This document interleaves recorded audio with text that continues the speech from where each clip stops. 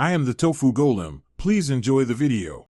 You begin by collecting a 6 to 10-inch Fresnel lens and a rigid backing. This is the optical core.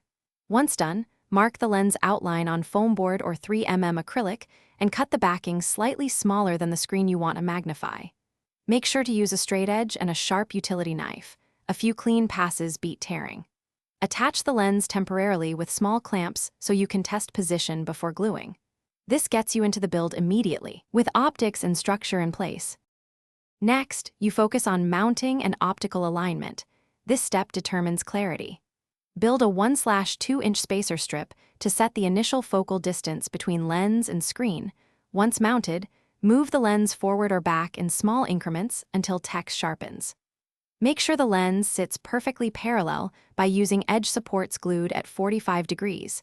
Parallelism prevents distortion. Also add a matte hood or anti-reflective tape at high glare angles. To finish, you test and finalize the assembly. This is where you convert a prototype into a usable magnifier. Place your device at typical viewing distance and run real content. Adjust tilt and distance until edges are sharp across the field. Once satisfied, glue supports permanently and trim any excess backing for a clean look.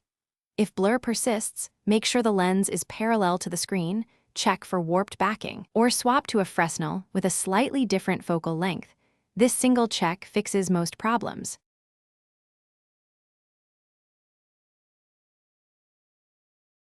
Thanks for watching. Consider subscribing if we helped you today.